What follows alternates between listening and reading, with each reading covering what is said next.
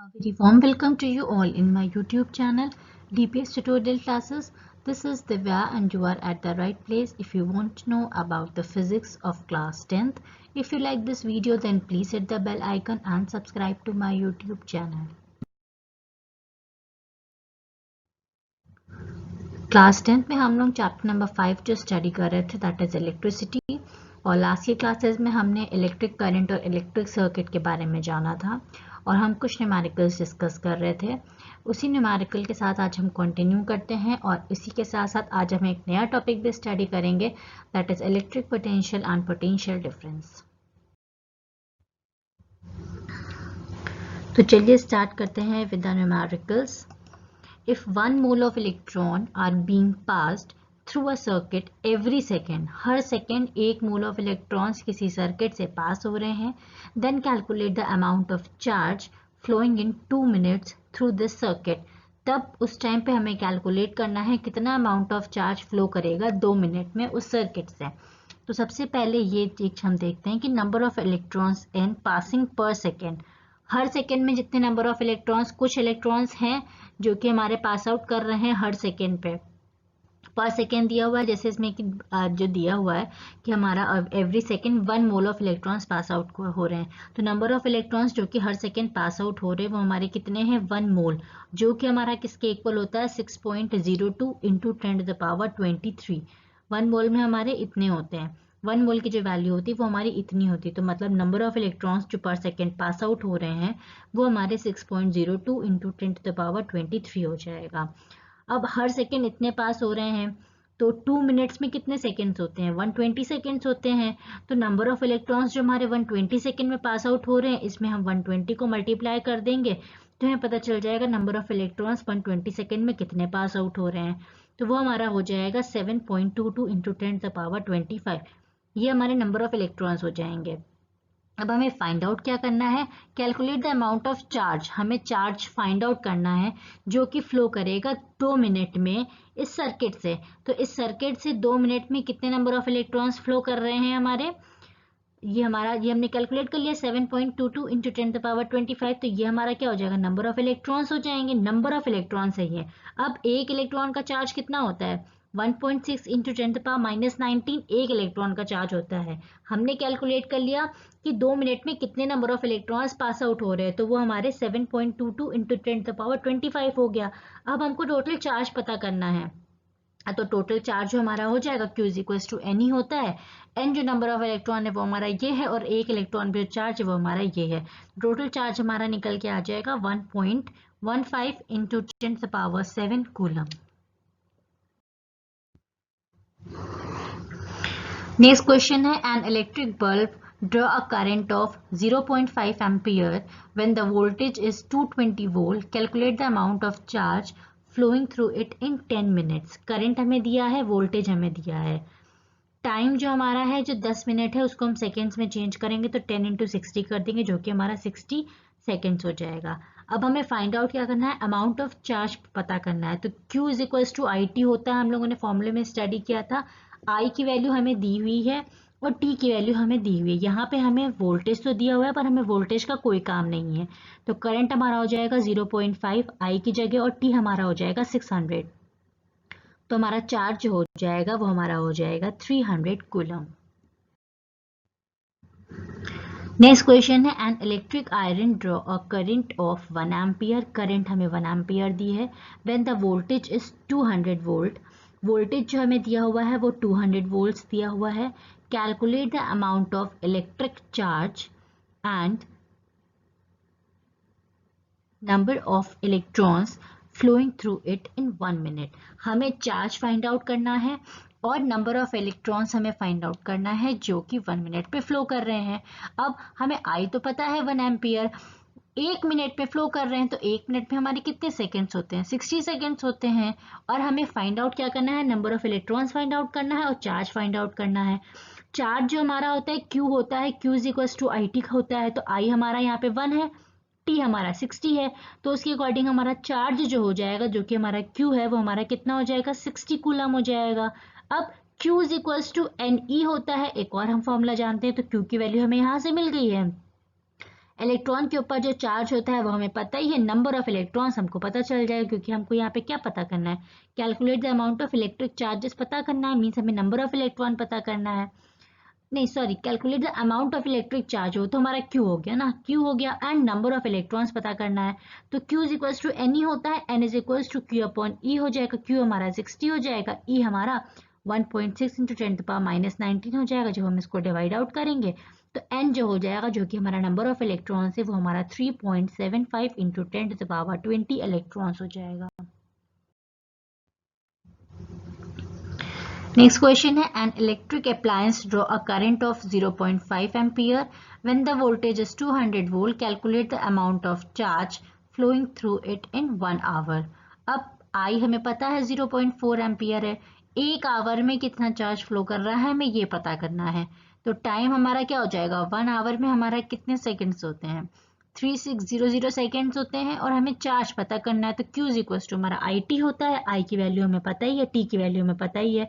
जब हम इसको मल्टीप्लाई कर देंगे तो Q हमारा जो आ जाएगा वो 1440 कूलम आ जाएगा, ये हमारा हो जाएगा चार्ज। तो ये हमारे फिलहाल कुछ न्यूमेरिकल्स हो गए जो कि हमने इलेक्ट्रिक करंट पढ़ा था। दो फॉर्मूलेज हमारे बेसिक थे, Q is equals to IT और Q is equals to NE। ये दोनों ही फॉर्मूलेज हमारे बहुत ज़्यादा इंपॉर्टेंट है। एग्जाम में 2 मार्क्स के क्वेश्चन जिस टाइप के हमने डिस्कस किए हैं, इन्हीं में से आपको घुमा फिरा के क्वेश्चंस पर इसी ऐसे फॉर्मूले पे बेस्ड और इसी पैटर्न पे बेस्ड आपको 2 मार्क्स के न्यूमेरिकल्स एग्जाम में डेफिनेटली इलेक्ट्रिसिटी चैप्टर से पूछे जाते हैं। तो ये न्यूमेरिकल्स आप थोड़ा सा अच्छे से प्रैक्टिस कर लीजिएगा, 1-2 बार आप प्रैक्टिस करेंगे तो ये चीज़ें आपको अच्छे से क्लियर आउट हो जाएंगी। अब इसी में हम एक नया टॉपिक स्टडी करते हैं, that is electric potential and potential difference. Heat moves from its higher value to lower value, obvious सी बात है हर चीज अपने हायर वैल्यू से लोअर वैल्यू की तरफ मूव करती है। Electrons also move from their higher numbers, जो कि हमारा नेगेटिव एरिया होता है क्योंकि इलेक्ट्रॉन के ऊपर नेगेटिव चार्ज होता है, to the lower number that is positive charge. हर चीज हीट भी होती है, हायर से लोअर की तरफ फ्लो करती है, और इलेक्ट्रॉन्स भी होते हैं वो भी हमारे हायर नंबर से लोअर की तरफ फ्लो करते हैं। So the factor that compels the electron to move through the circuit is the difference of the charge between the 2 terminals of the battery. अब कोई चीज एक तरफ से दूसरे की तरफ तभी मूव करेगी ना जब दोनों के बीच में कुछ डिफरेंस होगा। अब हम 10 इधर भी हैं 10 इधर भी है तो ऑब्वियस सी बात है कोई मूवमेंट नहीं होगी क्योंकि उनके बीच में क्या है, इक्विलिब्रियम है। अब कहीं पे 20 हो जाएगा कहीं पे 10 हो जाएगा तो ऑब्वियस सी बात है 20 वाली चीज 10 की तरफ तब तक मूव करने की कोशिश करेगी जब तक वो इक्वल नहीं हो जाएगा। वही चीज यहाँ पे बताई गई है, the factor that compels the electron to move through the circuit is the difference of charge between the 2 terminal of the battery. Battery के 2 टर्मिनल के बीच में जो चार्जेस हैं उनके डिफरेंस की वजह से ये होता है मूवमेंट हमारा। In other words this difference has the capacity to potential to move the electron through the circuit. और जो ये डिफरेंस होता है ये एक तरह से इसको एक पोटेंशियल होता है, एक कैपेसिटी होती है इस डिफरेंस को रिमूव करने के लिए। ठीक, तो अब ये जो कैपेसिटी होती है यही हमारी क्या होती है, इलेक्ट्रिक पोटेंशियल होती है, और दोनों टर्मिनल के बीच में जो हमारा डिफरेंस होता है इलेक्ट्रॉन का वही हमारा पोटेंशियल डिफरेंस होता है। अब इसी को जानने से पहले हम इलेक्ट्रिक फील्ड के बारे में जानेंगे। कोई चार्ज अगर हमारा रखा हुआ है और उसके अराउंड जो हमारी फील्ड होती है, फील्ड मतलब अगर इसके अराउंड हम किसी भी दूसरे चार्ज को लेके आते हैं तो अगर पॉजिटिव चार्ज रखा है नेगेटिव चार्ज लाएंगे तो वो अट्रैक्ट करने की कोशिश करेगा, और अगर पॉजिटिव चार्ज लाएंगे तो वो रिपेल करने की कोशिश करेगा। तो इसके अराउंड जो रीजन होता है, जिस रीजन तक इस इलेक्ट्रिक फील्ड का इन्फ्लुएंस होता है, मीन्स इस रीजन के अराउंड कुछ ही पार्ट तक ऐसा होगा जहां तक इसका इन्फ्लुएंस होगा, उसके बाद जब बहुत दूर चला जाएगा तो वहां पे उसका इन्फ्लुएंस खत्म हो जाएगा। तो वो फील्ड जिसके अराउंड तक उस इलेक्ट्रिक चार्ज का इन्फ्लुएंस होता है उसे हम इलेक्ट्रिक फील्ड कहते हैं। The region around the charge body with which its influence can be experience. इस चार्ज के अराउंड जो भी रीजन होता है जिस पॉइंट तक इसका इन्फ्लुएंस एक्सपीरियंस किया जा सकता है उसे हम क्या कहते हैं, इलेक्ट्रिक फील्ड कहते हैं। अब इलेक्ट्रिक पोटेंशियल को अगर हम एक प्रॉपर डेफिनेशन के तौर में देखें तो इलेक्ट्रिक पोटेंशियल किसी भी पॉइंट पे इलेक्ट्रिक फील्ड में, electric potential at any point किसी भी पॉइंट पे in an electric field is the amount of work done in bringing the unit positive charge from infinity to that point। कोई infinity पे कोई charge रखा है, वहां से किसी एक पॉइंट तक लाने में जितना भी वर्क डन होता है उसी को हम क्या कहते हैं, इलेक्ट्रिक पोटेंशियल कहते हैं।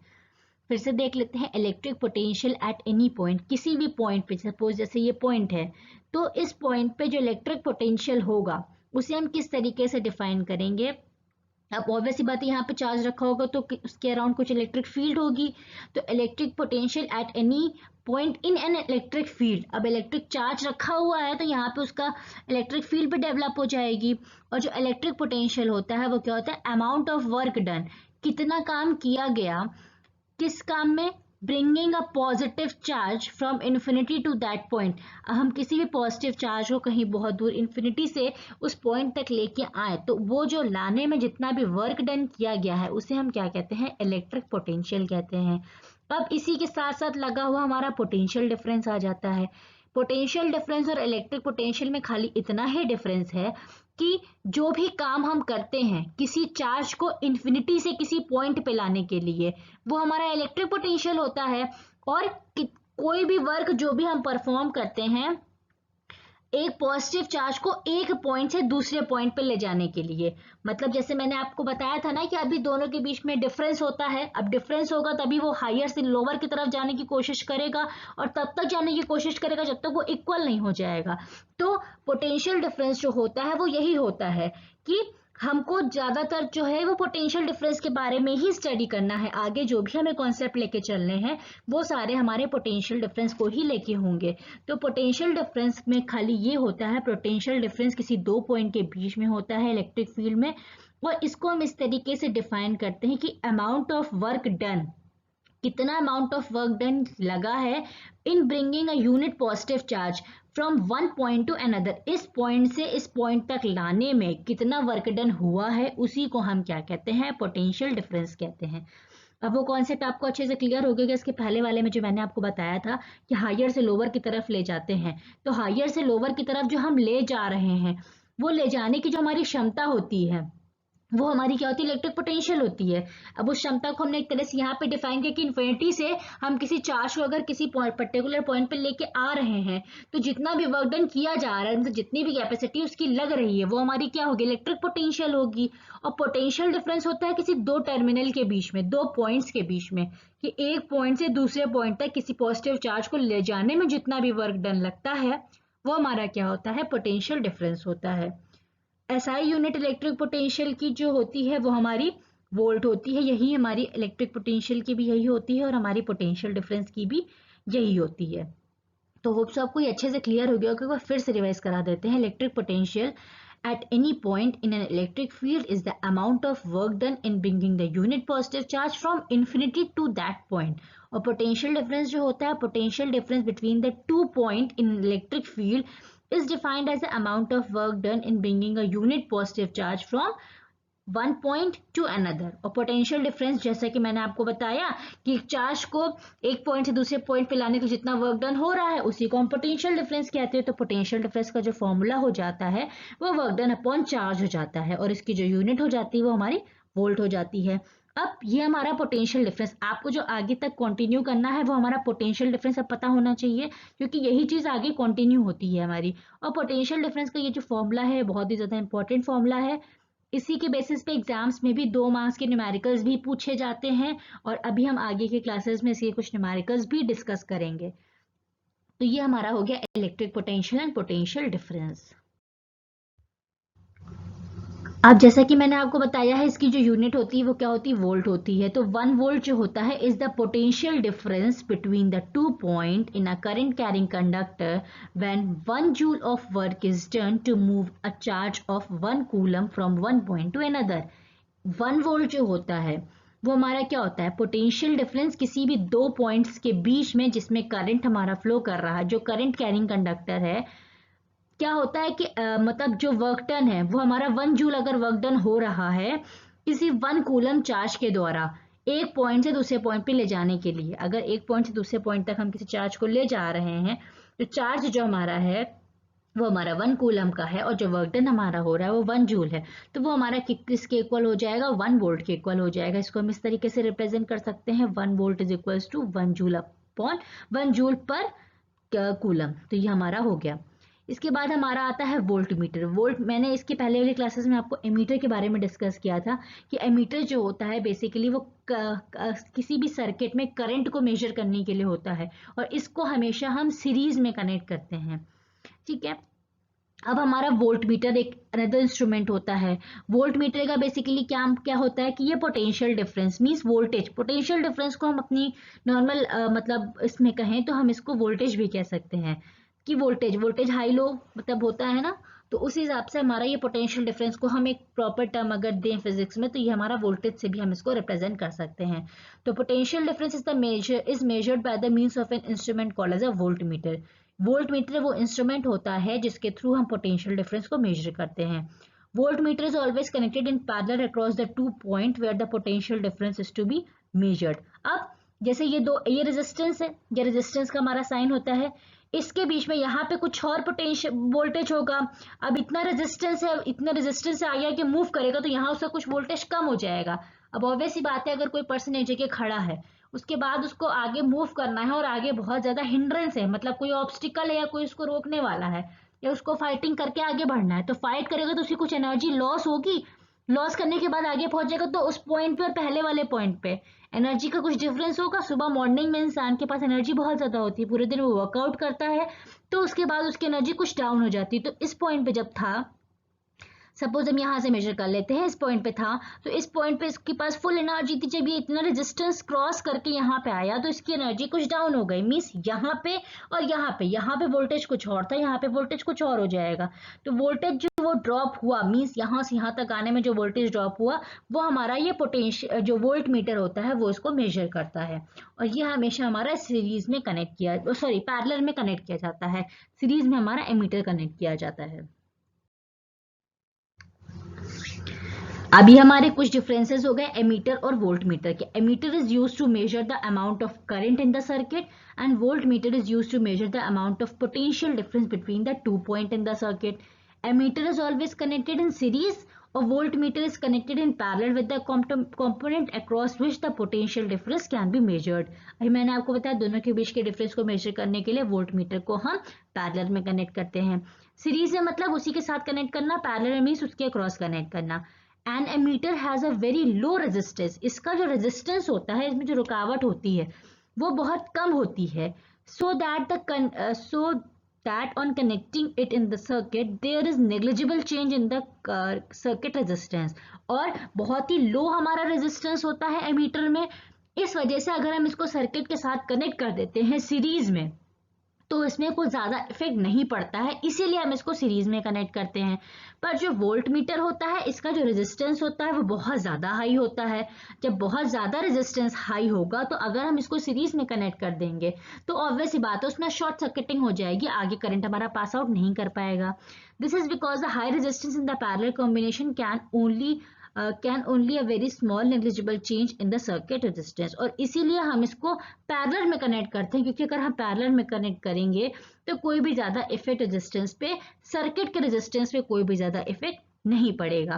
तो यही रीजन है हमारा एमीटर जो होता है, अगर आपसे कोई पूछे कि एमीटर को हम सीरीज में क्यों कनेक्ट करते हैं तो उसका सिंपल हमारा ये रीजन है कि एमीटर को हम सीरीज में इसलिए कनेक्ट करते हैं क्योंकि उसका रेजिस्टेंस जो होता है वो बहुत कम होता है, और वोल्ट मीटर को हम पैरेलल में इसलिए कनेक्ट करते हैं क्योंकि उसका जो रेजिस्टेंस होता है वो बहुत ज्यादा होता है।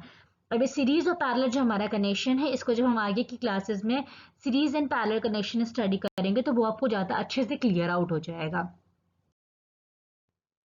तो आज की क्लास में फिलहाल इतना ही था। होप सो आज की क्लास में जो भी डिस्कस किया गया है वो आपको अच्छे से क्लियर हो गया होगा।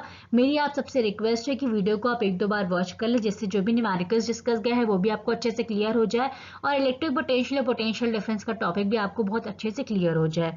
अगर इस वीडियो से रिलेटेड कुछ भी डाउट्स होता है तो आप मुझे कमेंट सेक्शन में अपने डाउट्स लिख के अपने डाउट्स क्लियर आउट कर सकते हैं। And thank you for watching this video and keep supporting.